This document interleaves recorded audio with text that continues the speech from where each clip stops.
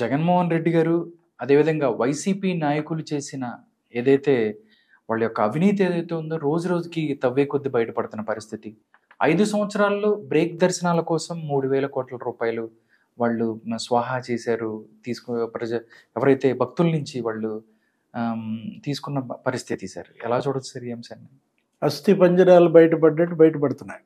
ఏంటి శ్మశానంలో గనక తవ్విన కొద్దీ జగన్మోహన్ రెడ్డి, ఆయన మినిస్టర్స్, అతని ఎమ్మెల్యేలు, వైఎస్ఆర్ కాంగ్రెస్ పార్టీ 5 ఏళ్లలో ఏ విధంగా ప్రతి విషయంలో కూడా కుంభకోణాలకు పాల్పడ్డాం. చివరికి తిరుమల శ్రీవారి దర్శనంలో కూడా పెద్ద ఎత్తున వాళ్ళు ఎలా ఆ టికెట్స్ని దుర్వినియోగం చేశారో మనం చూసాం.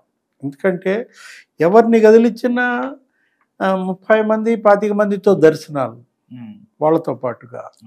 అంతేకాదు, అసలు ఒక్కొక్క మంత్రి, ఒక్కొక్క ఎమ్మెల్యే నీకు 20 సార్లు, 12 సార్లు, 19 సార్లు వెళ్ళటం.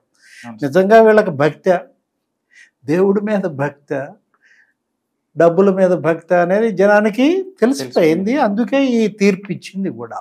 ఎందుకంటే ఆ మధ్య సోషల్ మీడియాలో మనం చూసాం, చెవిరెడ్డి భాస్కర్ రెడ్డి అతను ఇచ్చినటువంటి రికమెండేషన్ లెటర్, ఎంతమంది పేర్లు ఉన్నాయి దానిలో? 46 మంది పేర్లు ఉన్నాయి. ఒక్క రికమెండేషన్ లెటర్లో 46 మంది పేర్లు. అంటే 15 కుటుంబాలు ఒక లెటర్ మీద వెళ్ళినట్టు. ఒక్కొక్క ఫ్యామిలీ అండ్ 4, ఒక్కొక్క ఫ్యామిలీ అండ్ 5 అట్లా ఇచ్చుకుంటూ. అంటే ఏంటి, వాళ్ళందరి దగ్గర డబ్బులు తీసుకుని ఈ రికమెండేషన్ లెటర్స్ అమ్ముకున్నట్టే కదా. అవునండి. అది చెవిరెడ్డి భాస్కర్ రెడ్డిది ఏదో ఒకటి సోషల్ మీడియాలో వచ్చింది.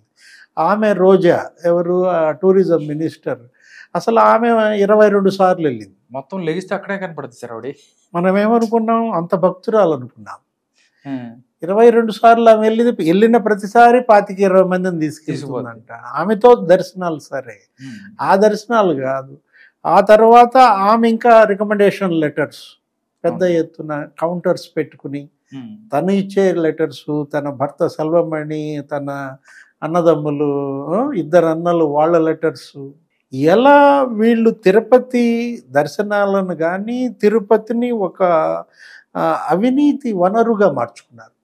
దురదృష్టం అన్నమాట. ఇంతవరకు ఇన్ని ప్రభుత్వాలు మనం చూసాం, కానీ ఏ ముఖ్యమంత్రి, ఏ అధికార పార్టీ ఇంతగా దుర్వినియోగం చేసిన దాఖలాలు లేవు. అసలు ఆ టీటీడీ చైర్మన్షిప్ ఎవరు, ఫస్ట్ టర్మ్ సుబ్బారెడ్డి గారు, తర్వాత భూమన కరుణాకర్ రెడ్డి. అతను ఒక 2 ఏళ్ళు, ఇతను ఒక 3 ఏళ్ళు మేసేశారు. ఏది, ఆ ఇంజనీరింగ్ పనులు చూసాం. ఆ ఇంజనీరింగ్ పనులు మామూలుగా మరమ్మతులు కానీ, నీకు ఆ సత్రాలు ఇవన్నీ కూడా రిపేర్లు కానీ, ఇంజనీరింగ్ పనుల బడ్జెట్ ఎంత ఉంటుంది సంవత్సరానికి? 130 కోట్లు ఉంటుంది, 140 కోట్లు. అట్లాంటిది 3000 కోట్లు లాగి పారేశారు.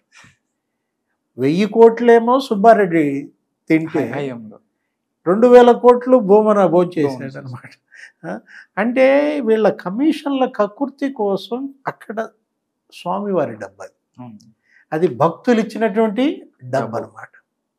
తిరుమల స్వామివారి డబ్బుని వీళ్ళిట దిగమింగారంటే, ఇప్పుడు ఆ ఇంజనీరింగ్ పనులు మనం అనుకున్నది, గత ప్రభుత్వం గోవిందరాజస్వామి సత్రం నీకేం జరిగింది, మొత్తం అంతా వాళ్ళు మరమ్మతులు చేశారు, సిద్ధం చేశారు. పూర్తిగా బాగు చేసిన ఆ సత్రం కూలగొట్టేసి 600 కోట్లు దానికి టెండర్ పిలిచారు. 600 కోట్లు అది కూలేసి టెండర్ పిలిచినప్పుడు దానికి ముందు మరి ఆ మరమ్మతులు వేస్ట్ కదా. అవును, చేయటం ఎందుకు అసలు అది? ఇప్పుడు అదే కాదు, ఇప్పుడు వీళ్ళు పెద్ద ఎత్తున ఆ స్విమ్స్ దాంట్లో కూడా అన్నీ చక్కగా ఉన్నటువంటి బ్లాకులు మొత్తం కోలేసి అది 300 కోట్లకి ఇచ్చేశారు. పర్ఫెక్ట్గా ఉన్నటువంటి బ్లాక్స్ని కూలేసిన వాటిని మళ్ళీ కట్టుబడికి 300 కోట్లు. అంటే ఎలా గత 5 ఏళ్లలో తిరుపతిలో ఎంతగా వీళ్ళు లాగేశారంటే, మఠాలు.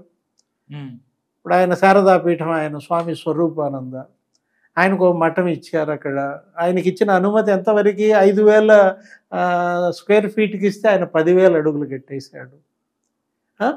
ఇప్పుడు ఇవాళ అవి కూల్చేయమంటారు. వీళ్ళు ఎంత పెద్ద ఎత్తున అసలు శారదాపీఠానికి అక్కడ ఇవ్వడం ఏంటి? ఎవరిని అడిగి దానికి ఒక ఈ నామ్స్ నిబంధనలు ఉండవా? ఇచ్చిన అనుమతులు ఎంత, మీరు కట్టింది ఎంత? ఇప్పుడు అక్కడ టీడీఆర్ బాండ్స్ అదొక పెద్ద స్కామ్.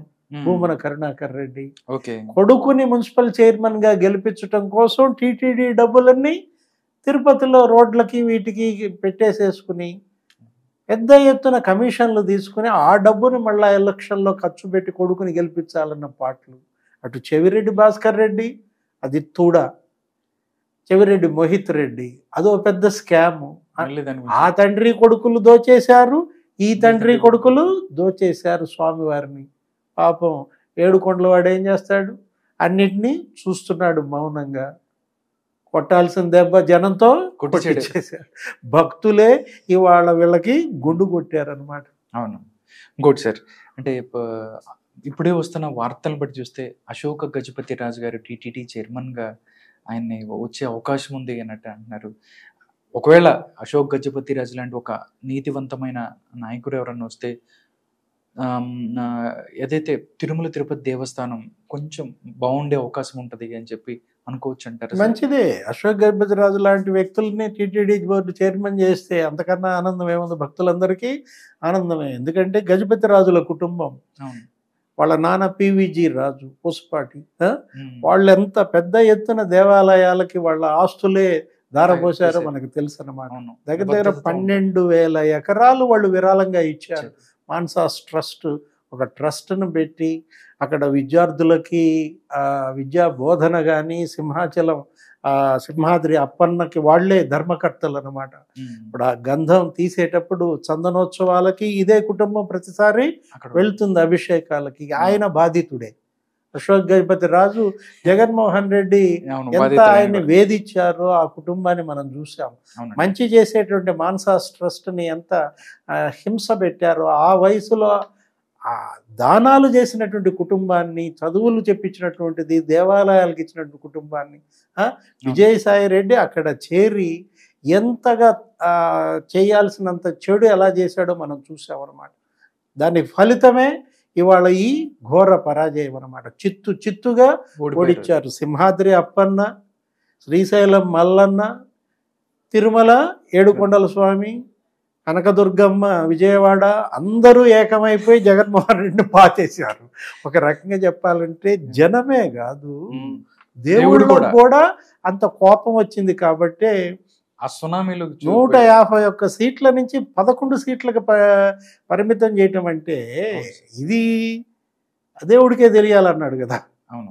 జగన్మోహన్ రెడ్డి కూడా మరి ఆయన ఏమన్నాడు? తన పరాజయం సంబంధించి అనుమానాలు ఉన్నాయి, ఆధారాలు లేవు, ఏం జరిగిందో దేవుడికే తెలుసు అన్నాడు. దేవుడే చెప్తున్నాడు కదా, తిరుమలలో మీరు చేసినటువంటి అవినీతి కుంభకోణాలు, సుబ్బారెడ్డి కానీ, భూమన కానీ, చెవిరెడ్డి కానీ, సింహాద్రి అప్పన్న దగ్గర వీళ్ళు చేసినటువంటి చండాల పనులు, 1000 ఎకరాలు దానం ఇచ్చినటువంటి అశోక్ గజపతి రాజు పైన కేసులు పెట్టి ఆ రామ తీర్థంలో రాముడి తల నరికేసిన పరిస్థితుల్లో, కనకదుర్గమ్మ వెండి సింహాలు ఎత్తుకుపోయిన పరిస్థితి విజయవాడలో, శ్రీశైల మల్లన్న అక్కడంతా అన్యమత ప్రచారం చేసి ఏ విధంగా అక్కడ మనం చూసాము. అక్కడ పుస్తకాల్లో కూడా క్రైస్తవ మతంకి సంబంధించిన స్తోత్రాలు పెట్టినటువంటి దాఖలాలు. వీళ్ళు చేసిన పిచ్చి పనులు మామూలు పనులు కాదనమాట. పాపం ఇవాళ మింగేసింది అన్నాడు రేవంత్ రెడ్డి. జగన్మోహన్ రెడ్డి చేసిన పాపాలే జగన్మోహన్ రెడ్డిని మింగేశాయి అన్నాడు అనమాట.